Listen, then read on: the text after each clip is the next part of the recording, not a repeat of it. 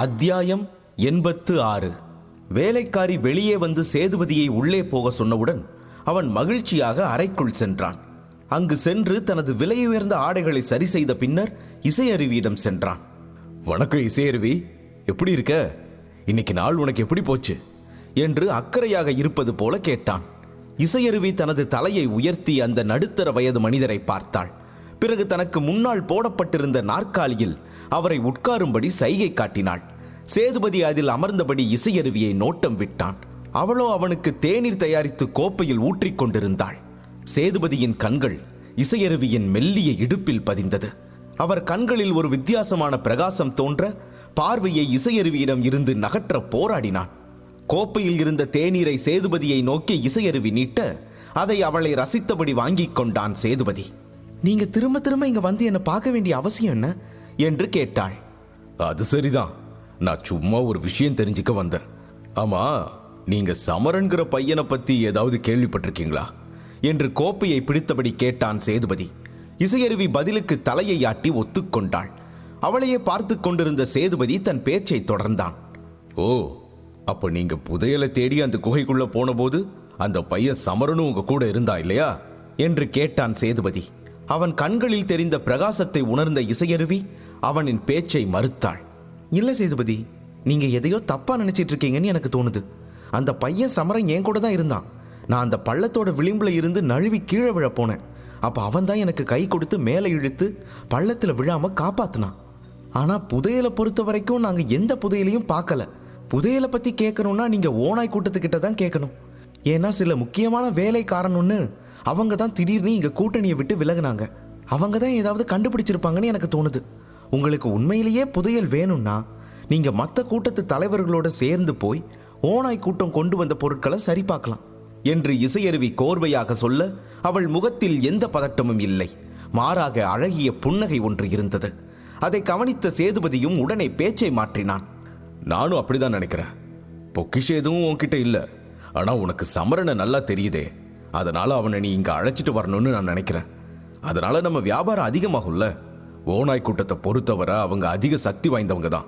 ஆனா நம்ம கிட்ட மோதுற அளவுக்கு அவங்க நிச்சயமா இறங்க மாட்டாங்கன்னு எனக்கு தோணுது என்றான் சேதுபதி. இசையருவி அவனின் பேச்சில் கவனம் இல்லாதது போல அலட்சியமாக பதில் தந்தாள். நல்ல யோசனை தான். ஒருவேளை எனக்கு அப்படி ஒரு வாய்ப்பு கிடைச்சா நான் நிச்சயமா இந்த செய்தியை சமரன் கிட்ட சொல்றேன். ஆனா எனக்கு அவர் அவ்வளவா தெரியாது. அதனால அவர் நம்ம கூட சேருவாரா இல்லையாங்கிறத என்னால உறுதியா சொல்ல முடியாது என்றாள் இசையருவி. அட இசையருவி, அதெல்லாம் ஒரு விஷயம் கிடையாது. நம்ம கூட சேர்றதும் சேராததும் அவரோட விருப்பம். நாம் அவரை கூப்பிடணும், அது மட்டும்தான் முக்கியம். சரி, நான் பேசி உங்க நேரத்தை வீணாக்க விரும்பல. எனக்கு கொஞ்சம் வேலை இருக்கு, அதனால நான் இப்ப கிளம்புறேன் என்று சொல்லிவிட்டு எழுந்த சேதுபதி தேநீரை குடித்துவிட்டு சிரித்துக் கொண்டே வெளியேறினான். போகும்போது ஒரு முறை இசையருவியிடம் விடைபெற்றவன் கதவை மூடிக்கொண்டு போனான். அறையின் கதவு முழுவதுமாக மூடியிருப்பதை உறுதி செய்து கொண்ட இசையருவி சேதுபதி குடித்த தேநீர் கோப்பையை எடுத்து ஓரம் வைத்தாள். பிறகு மெல்லிய குரலில், இவரோட எண்ணம் சரியானதா இல்லையே. என்கிட்ட இவர் எந்த விளையாட்டையும் விளையாட மாட்டார்னு சும்மா நம்பிக்கிட்டு உட்கார முடியாதே. அதனால தான் என்னை பாதுகாக்க நான் அவருக்கு இந்த விஷட்டியை கொடுக்க வேண்டியதா போச்சு என்று உச்சி கொட்டியபடி தனக்குத்தானே சொல்லிக் கொண்டாள் இசையருவி. அவள் மனதில் அன்று சமரன் தன்னை காப்பாற்றிய நொடிகள் ஓடியது. உடனே கண்ணை மூடிக்கொண்டாள். மனதிற்குள், சமரா, என் வாழ்க்கையில மரணம் என்னை தொட இருந்த நேரத்துல என்னை ஆதரிச்ச ஒரே மனுஷன் நீங்க தான். இந்த அனந்தூர் நகரத்திலேயே நீங்க மட்டும்தான் எனக்கு எந்த தீங்கும் செய்ய மாட்டீங்கன்னு நான் நம்புறேன். நீங்க இன்னும் ரொம்ப தூரம் பயணம் செய்யணும் என்று தனக்குள் வேண்டிக் கொண்டாள் இசையருவி. அவளின் மனதில் சமரனின் வலிமையின் மேல் நம்பிக்கை அதிகமாக நிறைந்து இருந்தது. அதே நேரம் நகரின் மறுபுறம் இருந்த ஓனாய் கூட்டத்தில் நீதிமன்றத்தின் நடுவில் ஒரு சடலம் கிடந்தது. அங்கே இருந்த சூழல் மிகவும் சோகமாக இருந்தது. அந்த சடலம் சமரனின் கைகளால் கொல்லப்பட்ட அந்த குழுவின் 3வது சக்தி வாய்ந்த போர் வீரனான வேதாந்திற்கு சொந்தமானது. அந்த நீதிமன்றத்தில் இருந்த அனைவரும் வேதாந்தின் சடலத்தை அமைதியாக பார்த்து கொண்டு நின்றனர். அவர்களின் தலைவர் கருணா கோபத்தில் கொதித்துக் கொண்டிருந்ததால் அந்த நீதிமன்றம் முழுக்க பலத்த அமைதி நிலவியது. ஒரு ஊசி விழுந்தாலும் சத்தம் கேட்கும்படி இந்த அமைதியின் நடுவே ஒரு பலத்த குரல் கேட்டது. அந்த சமரனை நான் சும்மா விட போறதில்ல. அவன் 1000 துண்டுகளா வெட்டி என் விலங்குகளுக்கு உணவா கொடுக்க போறேன். எனக்கு அந்த அளவு அவன் மேல வெறியா இருக்கு என்று அந்த நீதிமன்றமே அதிரும் அளவிற்கு வெறித்தனமாக கத்தினார் கர்ணா. கர்ணாவின் கண்கள் இரத்த சிவப்பு நிறத்தில் சிவந்து இருந்தது. வேதாந்தின் உடலை பார்த்து கொண்டிருந்த அவருடைய கோபமும் வருத்தமும் அவரது கரகரப்பான குரலில் அங்கிருந்த அனைவருக்குமே புரிந்தது. அதே சமயம் அவர் அருகில் நின்ற சர்வேஸ்வரனின் கண்கள் வேதாந்தின் உடலை பயத்துடனும் ஆச்சரியத்துடனும் ஒரு சேர பார்த்து கொண்டிருந்தது. சர்வேஸ்வரனுக்கும் அவன் வீரர்களுக்கும் பயந்து குகையில் இருந்து 1 மாதத்திற்கு முன் தப்பியோடிய ஒருவனால் தான் வேதாந்திற்கு இந்த நிலைமை ஏற்பட்டது என்பதை அவனால் சற்றும் நம்ப முடியவில்லை. அவனுக்கு வேதாந்தின் சக்தியை பற்றி நன்கு தெரியும். ஆனால் சமரன் எப்படி இவ்வளவு விரைவாக இத்தனை வலிமையானவனாக மாறினான் என்றுதான் சர்வேஸ்வரனுக்கு புரியவில்லை. ஓநாய் கூட்டத்தின் 3வது சக்தி வாய்ந்த வீரனான வேதாந்தை தோற்கடித்து அவனை கொல்லும் அளவிற்கு சமரனுக்கு எப்படி வலிமை வந்தது என நினைத்து நினைத்து ஆச்சரியப்பட்டு போனான் சர்வேஸ்வரன். அவன் தன் கனவில் கூட சாதாரண ஒருவன் இப்படி ஒரு அச்சுறுத்தலை ஓநாய் கூட்டத்திற்கு தர முடியும் என நினைத்ததில்லை. இந்த பயம் சர்வேஸ்வரனின் இதயம் முழுக்க பரவி அவனை நடுங்க வைத்தது. இத்தகைய எதிரியை எப்படியாவது தன் வாழ்வில் இருந்து அழிக்க வேண்டும், இல்லையேல் மொத்த குழுவிற்கும் இவன் அச்சுறுத்தலாக மாறக்கூடும் என்பதை நினைக்கவே சர்வேஸ்வரனின் உடல் நடுங்கியது. தன் தலையை உயர்த்தி தன் தந்தையை பார்த்தான் சர்வேஸ்வரன். அவரும் தலைவர் நாற்காலியில் அமர்ந்தபடி சர்வேஸ்வரனை தான் பார்த்து கொண்டிருந்தார். இருவரின் கண்களிலும் சமரனை கொல்ல வேண்டும் என்ற நெருப்பு பொறி பறந்து கொண்டிருந்தது. சர்வேஸ்வரா, அந்த சமரனால வேதாந்த கொல்ல முடிஞ்சிருக்கு. அப்ப அவனோட சக்தி கிட்டத்தட்ட 8 நட்சத்திரங்களுக்கு சமமா இருக்கு. அது மட்டும் இல்ல, வேதாந்த் கல்மூல சக்தியை சேர்ந்தவன். அவன் வகுப்பு 1ஓட உயர்நிலை நுட்பத்தையும் தெரிஞ்சு வச்சிருந்தான். ஆனா இது எல்லாத்தையும் மீறி அவன் சமரனால கொல்லப்பட்டிருக்கான். அப்போ அந்த பையன் கிட்ட வலிமையை தவிர நம்ம எல்லாரும் ஆபத்துன்னு நினைக்கக்கூடிய பல நுட்பங்கள் இருக்கு. அவனை அழிக்கணும்னா இனி நாம சாதாரண திட்டம் போடக்கூடாது. கவனிங்க, நாளையிலிருந்து 5 நட்சத்திரங்களும் அதுக்கு மேல உள்ள நட்சத்திரங்களும் வச்சிருக்கிற குழு உறுப்பினர்கள் அத்தனை பேரும் அவங்களோட அடையாளத்தை கழட்டி வச்சுட்டு சாதாரண வீரர்களை போல திரியணும். இது தவிர இந்த வீரர்கள் எல்லாம் 5 குழுவா பிரிஞ்சு முக்கியமான பகுதிக்கு எல்லாம் போய் சமரனை தேடணும். ஏதாவது சிறு தடயம் அந்த பையனை பத்தி தெரிஞ்சாலும் உடனே மற்றவங்களுக்கு அதை சொல்லணும் என்று உத்தரவு பிறப்பித்தார் கர்ணா. அவரின் முகத்தில் தெரிந்த நெருப்பு ஜுவாலையை பார்த்த அனைவரும் ஒருமித்த குரலில், கண்டிப்பா தலைவரே, உங்க உத்தரவுப்படியே எல்லாம் நடக்கும் என்று சத்தமாக கத்தினர். ஆனால் இது எதுவுமே கர்ணாவின் கோபத்தை சற்றும் தணிக்கவில்லை. அவர் சமரனை நினைத்து தன் கைமுஷ்டிகளை இறுக்கிக் கொண்டார். அந்த சமர இனி உயிரோடு இருக்கக்கூடாது. அவனுக்கு நமக்கே சவால் விடுற அளவுக்கு தைரியம் இருக்குன்னா அவனோட மரணத்தை இனி யாராலும் தடுக்க முடியாது. சமரனோட ஆட்டம் இத்தோட முடியணும் என்று பல்லை கடித்தபடி கூறிய கர்ணா சட்டென அந்த அரங்கமே அதிரும் அளவுக்கு சிரிக்கத் தொடங்கினார். இதை கண்ட மக்கள் ஒருவரை ஒருவர் ஆச்சரியமாக பார்த்து கொண்டார்கள். மறுபுறம் காட்டின் உள்ளே நிலவின் ஒளி வானத்திலிருந்து தரையை நோக்கி பாய்ந்தது.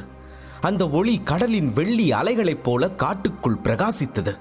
அந்த நடு இரவில் நீர்வீழ்ச்சிக்கு அடுத்த குகைக்கு அருகில் ஒரு மரத்தின் கிளையை இறுக்கமாக பிடித்தபடி அமர்ந்திருந்தான் சமரன். அவனது கையில் இருந்த நரம்புகள் விடைத்து தெளிவாக தெரிந்தது. நெற்றி நிறைய வழிந்த வியர்வையுடன் வாயை துணியால் மூடிக்கொண்டிருந்தான். அவன் அருகில் நின்றிருந்த வருணமித்திரர் அந்த சிவப்பு நிற திரவத்தை சமரனின் முதுகில் வெள்ளைத்தட்டின் உதவியால் தேய்த்து கொண்டிருந்தார். மேலும் அவரின் கை அந்த திரவத்தை சமரனின் முதுகில் படரவிடும் போதெல்லாம் சமரனின் உடலில் ஒரு அதிர்வு ஏற்பட்டு நடுக்கம் உண்டானது. வருணமித்திரர் சிவப்பு நிற திரவத்தை மெதுவாக சமரனின் முதுகு முழுவதும் பரப்பிவிட்டு சமரனின் முகத்தை மௌனமாக பார்த்தார். சமரன் எவ்வளவு வலியில் இருக்கிறான் என்பது அவன் முகத்தில் தெரிந்த வேதனையில் வருணமித்திரருக்கு தெளிவாக புரிந்தது. சமரா, நீ இப்ப எப்படி இருக்க? நல்லா இருக்கியா என்று வருணமித்திரர் கேலியாக கேட்டு அவன் மனதை மாற்ற நினைக்க சமரன் பல்லை கடித்துக் கொண்டு பதில் தந்தான். நல்லா இருக்கியா குருவே? உங்களுக்கு என்ன ஆச்சு? இங்க என் நிலைமை ரொம்ப மோசமா மாறிட்டு இருக்கு. ஆனா நீங்க நல்லா இருக்கியான்னு கேட்டு என்ன கேலி பண்றீங்க என்று கோபமாக கேட்டான் சமரன். அவனது முதுகு எரிந்து கொண்டிருந்தது. வலியில் அவன் தன் சுயநினைவை இழக்கும் நிலையில் இருந்தான். அவன் கோபத்தை பார்த்த வருணமித்திரர் சிரித்தபடி, அந்த சிவப்பு திரவம் நல்லாதான் வேலை செய்யுது, ரொம்ப நன்றி என்று தனக்குள் கூறிவிட்டு, நீ 7வது நட்சத்திரத்தை அடைய தயாராகும் போது சொல்லு சமரா என்று கூறினார். இதை கேட்ட சமரனின் கண்கள் ஆச்சரியத்தில் விரிந்தன. அவன் அதே ஆச்சரியத்துடன் வருணமித்திரரை பார்த்து மெல்லிய குரலில், குருவே, நான் 6 நட்சத்திரத்தை அடைஞ்ச இன்னும் 1 மாசம் கூட ஆகல. அதுக்குள்ள 7வது நட்சத்திரத்துக்கு வந்துட்டேன்னா சொல்லுன்னு சொல்றீங்க. இவ்வளவு சீக்கிரம் இதெல்லாம் எப்படி முடியும்? குருவே, என்ன நடந்தாலும் கடைசி 3 நட்சத்திரங்களை பெறுவது ரொம்ப கடினமாச்சே, அது உங்களுக்கும் தெரியும் இல்லையா என்று கேட்டான். நாம பாஞ்சால நகரத்தை விட்டு விலகி வந்து கிட்டத்தட்ட 5 மாசம் ஆச்சு சமரா. ரட்சமலர் வம்சத்து பொண்ணோட நீ போட்டியிட இன்னும் 1 வருஷத்துக்கு குறைவான காலமே இருக்கு. அந்த பெண் கூட சண்டை போட்டு அவளை தோக்கடிக்கிறதா நீ சபதம் எடுத்திருக்க. உனக்கு அது நினைவு இருக்கா என்று வருணமித்திரர் சமரனிடம் நக்கலாக கேட்டார். சமரனின் அமைதியான மனம் அவரின் நக்கல் பேச்சில் துடித்து எழுந்தது. யவனிகாவை பற்றி யோசித்தபடி வருணமித்திரரை பார்த்தான் சமரன். இருக்கு குருவே, யவனிகா இப்போ எந்த நிலையை அடைஞ்சிருப்பான்னு எனக்கு தெரியல. 2 வருஷத்துக்கு முன்னாடி அவ 3 நட்சத்திரங்களோட அபராஜிதனா இருந்தா. ஆனா இப்ப அவளோட திறமையை பார்க்கும்போது என்னோட தகுதியை விட அவ எந்த விதத்திலையும் குறைவா இருப்பான்னு எனக்கு தோணல என்றான் சமரன். நீ சொல்றது சரிதான் சமரா, அவளும் முன்னேற்றம் அடைஞ்சிருப்பா. அதே நேரம் ஒரு சிட்டிகையில உன் சக்தியை அதிகரிக்க பல ரகசிய வழிமுறை என்கிட்ட இருக்கு. ஆனா அந்த முறை எல்லாமே ரொம்ப ரொம்ப ஆபத்தானது. அது மட்டும் இல்ல, அதுல பக்க விளைவுகள் அதிகமா இருக்கும். அது உனக்கு ரொம்ப தொந்தரவு தரும். அதனால நீ பெரிய பிரச்சனையில சிக்கிக்கொள்ளவும் வாய்ப்பு இருக்கு. அதனாலதான் நான் அது போல ரகசிய வழிமுறைகளை உனக்கு அனுமதிக்கிறது இல்ல. ஆனா சமரா, அந்த பொண்ணு உன்கிட்ட தோக்குறத நான் பார்க்கணும். ஒருவேளை அது நடக்கலன்னா அந்த நுண்ணறிவு நுட்பத்தை அடைய நீ உன் திறனை விலையா கொடுக்க வேண்டியிருக்கும். அதை நான் நிச்சயம் விரும்பல என்று உறுதியாக கூறினார் வருணமித்திரர். அவளை வெல்றதுக்கு நீங்க உதவுறதா சொன்னது எனக்கு இப்பவும் நினைவிருக்கு குருவே. உங்க வாக்குறுதி எதுவா இருந்தாலும் அதை நான் மீற மாட்டேன். எப்படியாவது அந்த போட்டியில யவனிகாவை நான் தோக்கடிப்பேன். இந்த 2 வருஷத்துல இந்த நிலையை அடைய நான் எவ்வளவு கஷ்டப்பட்டேன்னு உங்களுக்கு நல்லாவே தெரியும். என்னோட இந்த நிலைமைக்கு அந்த யவனிகா மட்டும்தான் காரணம். அவளை தோக்கடிக்க நான் எந்த ஒரு பிரச்சனையும் சமாளிக்க தயாரா இருக்கேன் என்றான் சமரன். அவனது நம்பிக்கை நிறைந்த கண்களை பார்த்த வருணமித்திரர் தன் தலையை அசைத்து கைகளை முன்னீட்டினார். அதில் குளிர்ந்த வெள்ளை நிற ஒளி தோன்றத் தொடங்கியது. அந்த வெளிச்சம் மெல்ல மெல்ல பந்து போலானது. வருணமித்திரர் மெலிதாக சிரித்தபடி, கவலைப்படாத சமரா, உன்னோட ஆற்றலை அதிகரிக்க என்னால முடியாதுன்னா நான் உனக்கு இப்படி ஒரு வாக்குறுதியை தந்திருக்கவே மாட்டேன். உன்னோட சக்தியை அதிகரிக்க என்னால் நிச்சயமா உதவி செய்ய முடியும். ஆனா காட்டிலையும் மலையிலையும் உள்ள போர் வீரர்கள் கிட்ட இருந்து தப்பிக்கவே நீ நேரத்தை வீண் பண்ணிட்ட. அதனால இனி உன் பயிற்சியை நீ அதிகப்படுத்தி ஆகணும் சமரா என்றார் வருணமித்திரர். சமரன் கேலியாக வருணமித்திரரை பார்த்தான். ஆனா குரு, இதெல்லாம் உங்களால தான் நடக்குது. நீங்க சரின்னு சொன்னா ஒரே அடியில அந்த ஓநாய் கூட்டம் மொத்தத்தையும் அழிச்சிடலாம். ஆனா நீங்க அப்படி செய்ய என்ன விட போறது இல்லையே. இதுல ஏன் தவறு என்ன இருக்கு என்று கேட்டு சிரித்தான் சமரன். அவன் பேச்சை கேட்ட வருணமித்திரர் தன் தலையில் அடித்துக் கொண்டார். அட முட்டாள், உன்னோட ஒவ்வொரு பிரச்சனையும் நான் சமாளிக்கணும்னா உன் வாழ்க்கையில உனக்கு என்ன வேலை? நான் உனக்கு உதவாததுனால நீ நிறைய பிரச்சனைய பார்க்க வேண்டியது இருக்குன்னா அப்படியே நினைச்சுக்கோ. ஆனா இதுக்கு முன்னாடி இருந்ததை விட நீ இப்ப ரொம்ப வலிமையா புத்திசாலியா இருக்க.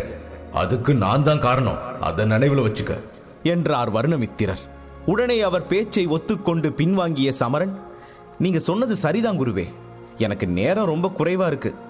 நானே ஓநாய் கூட்டத்தை சீக்கிரமா அகற்றி என் பயிற்சிக்கான நேரத்தை அதிகரிக்கிறேன்.